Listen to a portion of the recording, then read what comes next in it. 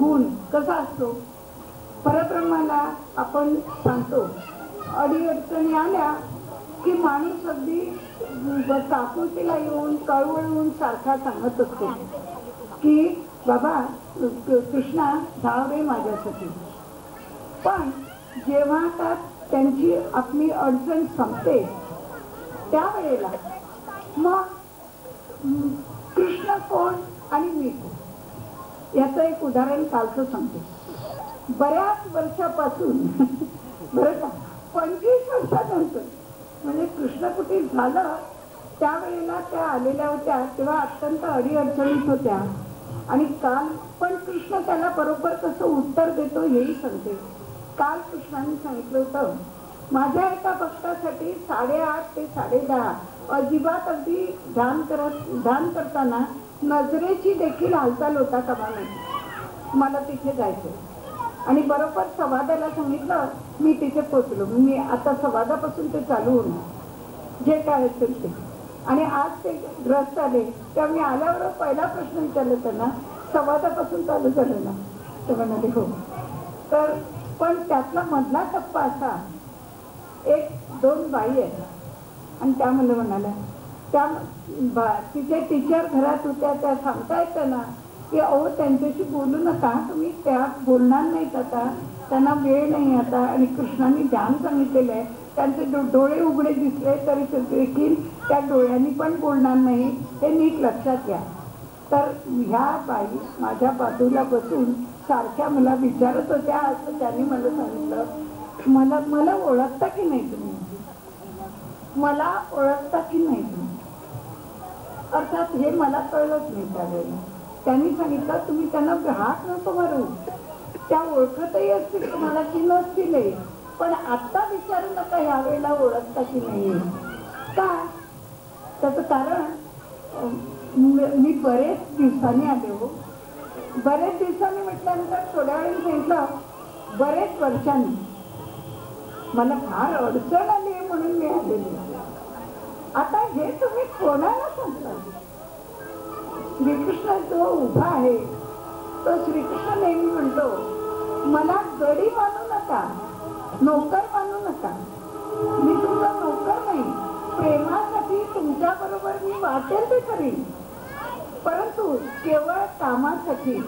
एकदा का झालं की तू कोण आणि मी कोण. आता 25 वर्षापूर्वी त्यांना आलेली अडचण आणि आता परत अडचण आली म्हणून त्यांना त्यावेळेला परब्रह्माची आठवण झाली आणि त्या आल्या.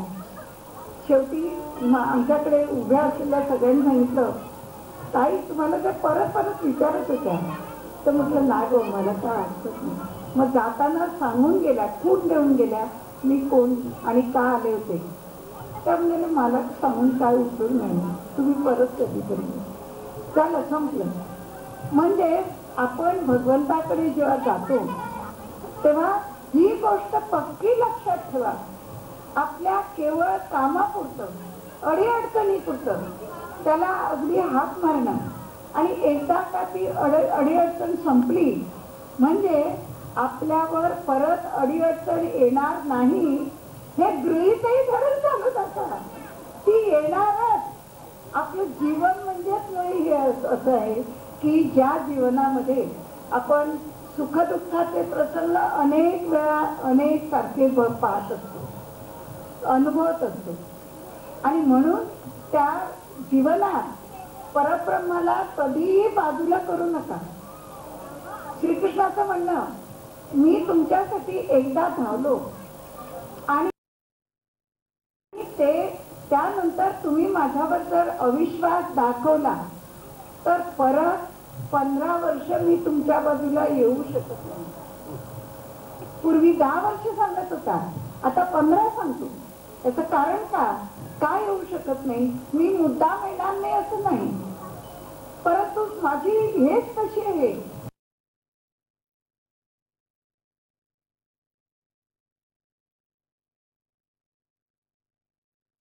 निसर्गाचं उदाहरण. निसर्गामध्ये तुम्ही समुद्राची ज्या बाजूला लाट जाते त्या बाजूला जर तुमची होडी चालू लागली तर त्याला कितीतरी ओघ असतो. आणि त्याच्या उलट जर तुमची जोडी जायची असेल तर तो वेग कितीतरी पटीने कमी होतो. तसंच माझं आहे. माझ्यावर जेव्हा तुम्ही पूर्ण श्रद्धा ठेवणार तर त्यावेळेला मी तुमच्यासाठी तितक्यात, तुम्ही माझ्यासाठी एक पाऊल टाकलं पुढे येण्यासाठी तर मी तुमच्यासाठी 1008 पावलं धावत सुटतो. पण जर त्याच्या उलट असं, तुम्ही जर माझ्यासाठी एक पाऊल टाकलं तर मी 1008 पावलं धावतो. त्याचप्रमाणे तुमच्याकडे न येण्याचाही माझा वेग तसाच आहे. ते काय मी मुद्दाम करतो असं नाही, मुद्दाम तुमच्यासाठी जायचं नाही असं नाही, पण तुम्ही जरा तरी माझ्यावर अविश्वास दाखवला तर त्या अविश्वासाचा परिणाम हा असा झाल्याशिवाय राहत नाही की मी तुमच्या बाजूला येऊच शकत नाही, मला येता येणार नाही. आणि म्हणून प्रत्येकाने हे करत असताना पूर्ण श्रद्धेनेच मला माझ्याकडे पाहा. जीवन म्हटलं तर अडीअडचणी येणार, त्याच्यात ठेचा लागणारच आपल्याला, परंतु त्या प्रत्येकामध्ये मला हाताशी तुम्ही जर धरलं तर तुम्हाला त्या कळीचा जाणीव फार कमी प्रमाणात होईल. मानवी देहामध्ये ही कळ सोसणं साधी गोष्ट नाही, ती नसणार.